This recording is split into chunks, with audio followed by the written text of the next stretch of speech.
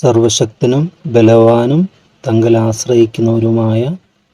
ആശ്രയിക്കുന്നവനെ അറിയുന്നവനുമായ സർവശക്തനായ ദൈവത്തിൻ്റെ പരിശുദ്ധ നാമം ഇന്നും എന്നേക്കും മഹത്വപ്പെടുമാറാകട്ടെ. മനോഹരമായൊരു ദിവസം കൂടെ ദൈവം കൃപയാൽ നമുക്ക് ദാനമായി തന്നതിനെ ഓർത്ത് ദൈവത്തെ സ്തുതിക്കാം.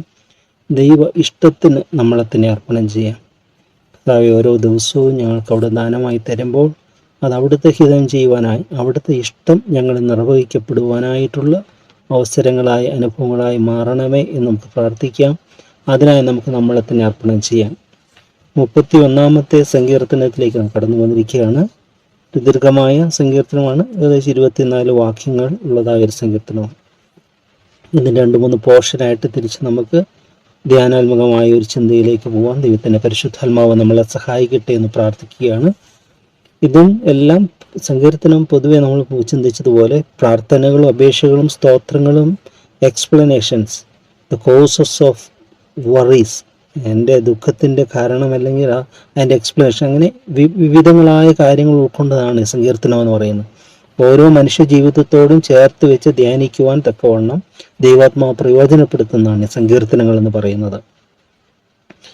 ഈ സങ്കീർത്തനം 31-ാം സങ്കീർത്തനവും പ്രയർ ആൻഡ് പ്രൈസ്, പ്രാർത്ഥനയും സ്തോത്രവും ഫോർ ഡെലിവറൻസ് ഫ്രം എനിമീസ്.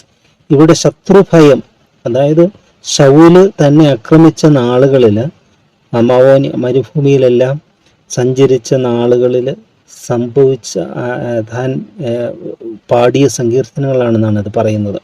ശത്രുവിൻ്റെ വശത്തു നിന്നും ദൈവം വിടുവിച്ചു, അതിനുള്ള സ്തോത്രം. ആ നാളുകളെക്കുറിച്ച് ദാവീദ് ഓർക്കുന്നുണ്ട്.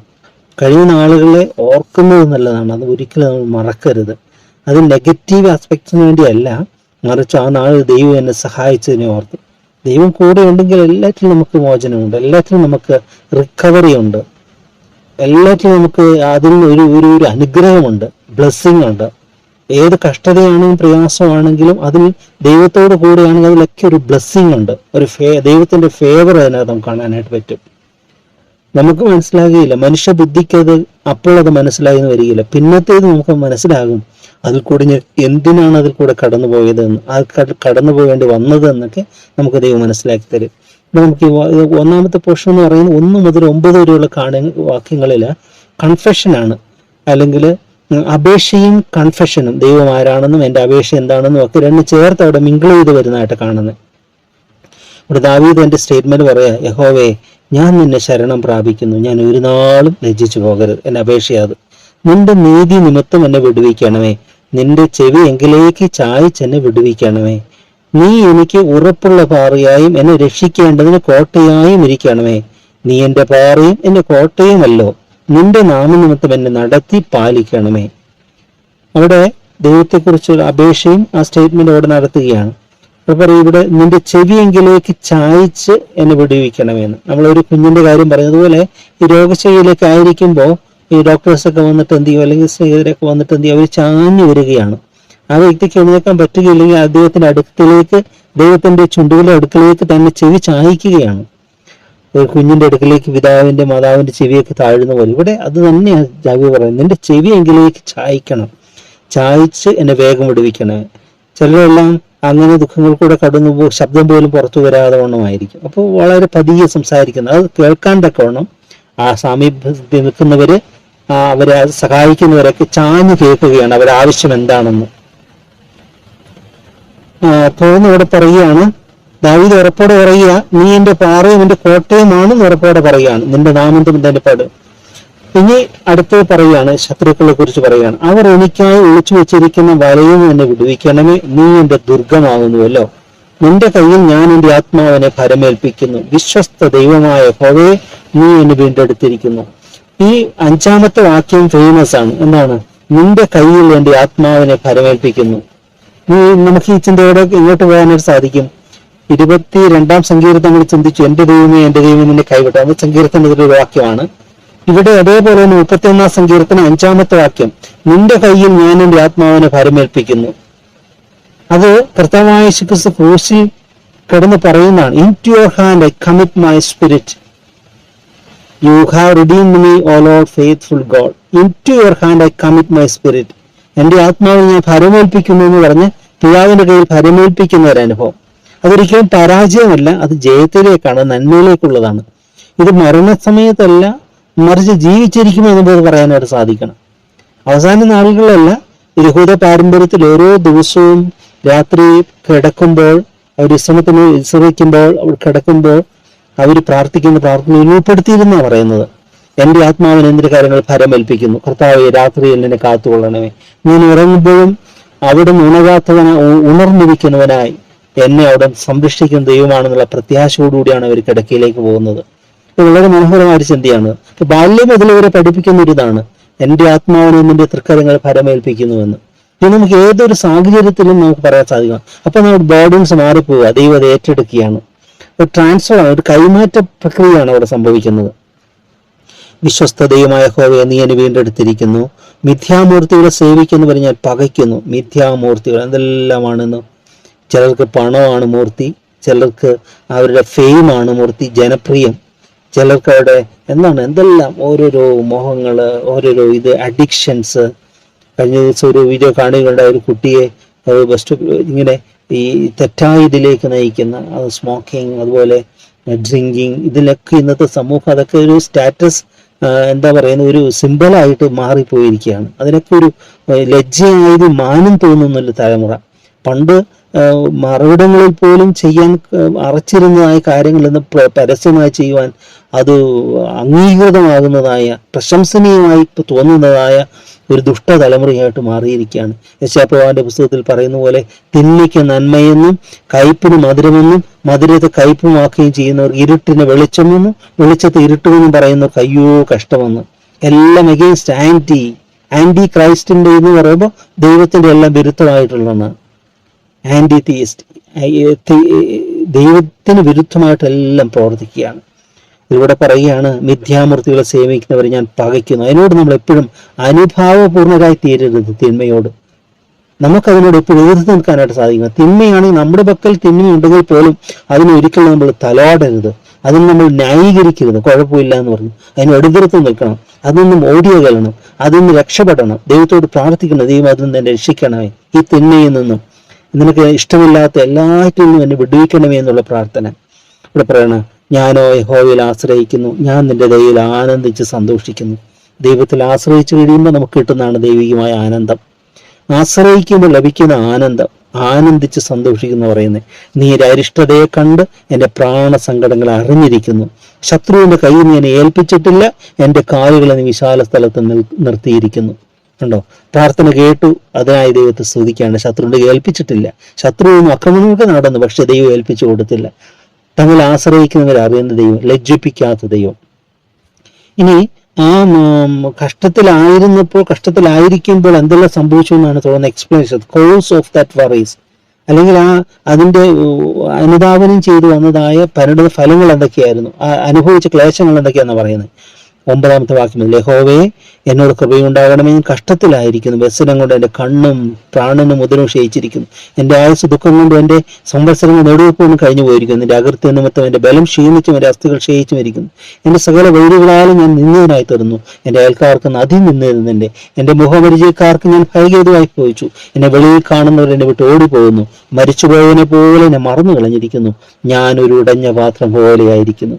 ചുറ്റും ഭീതിയെന്ന അപസ്വതി ഞാൻ പലരുടെയും വായെന്ന് കേട്ടിരിക്കുന്നു. അവർ എനിക്ക് വിരോധമായി കൂടി ആലോചന ചെയ്തു, എൻ്റെ ജീവൻ എടുത്തു കളയാൻ നിരൂപിച്ചു. ഇവിടെ എന്തൊക്കെയാണ് ഇവിടെ പറയുന്നത്? ഡിസ്ട്രസ്, ഗ്രീഫ്, സോറോ, സൈങ്, മിസറി, ഓരോന്നും പറയാണ്.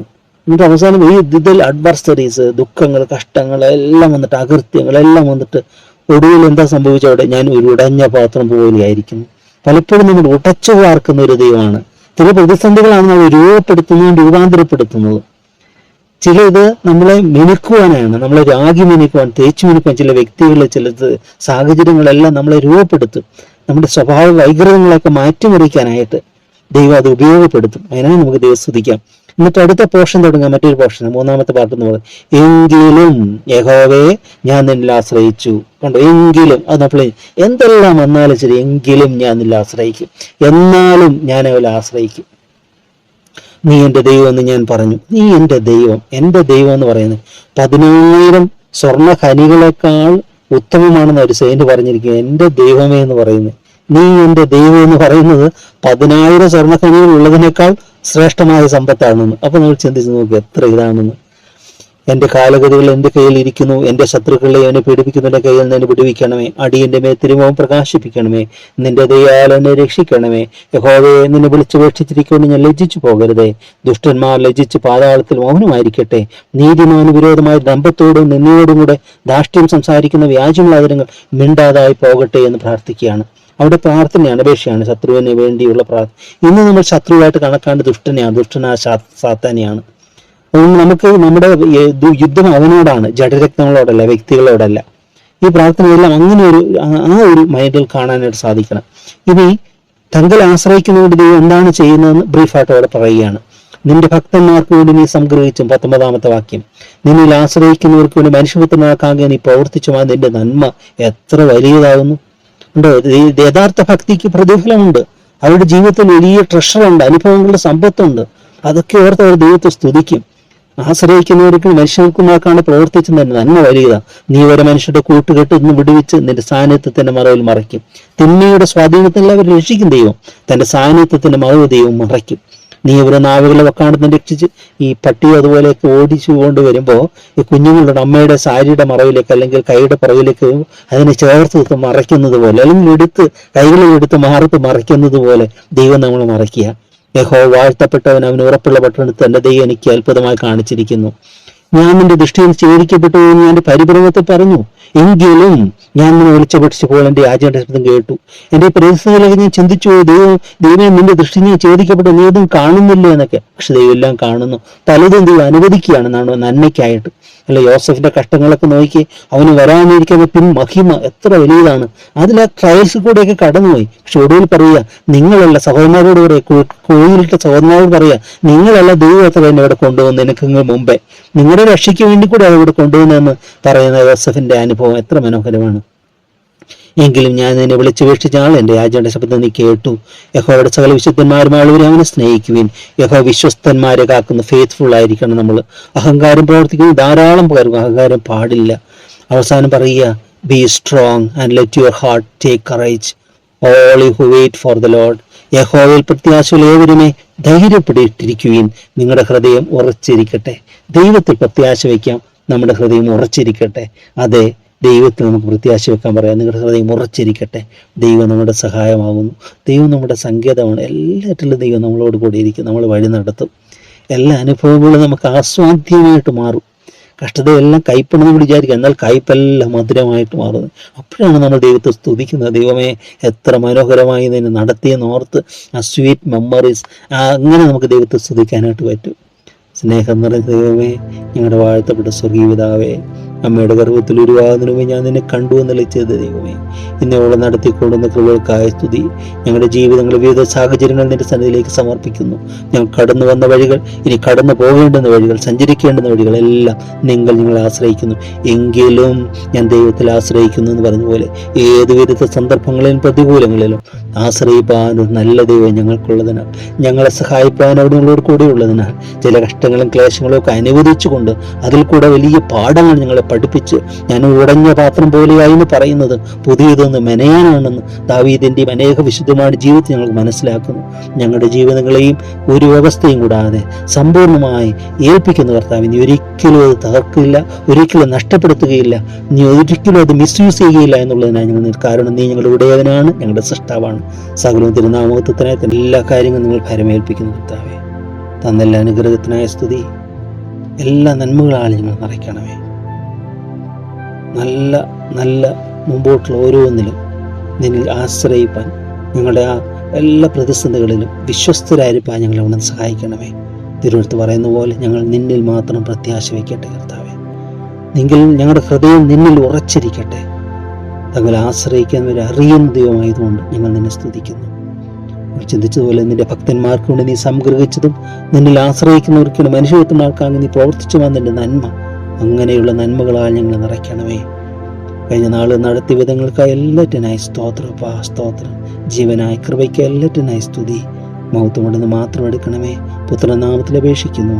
ഏത് പിതാവിൻ്റെയും പുത്രനെയും പരിശുദ്ധാത്മാവിന്റെ നാമം മഹത്വപ്പെടുത്തിക്കൊണ്ടടിങ്ങൾ ജീവിപ്പാനായിട്ട് തന്നെ. ആമേൻ, ആമേൻ, ആമേൻ.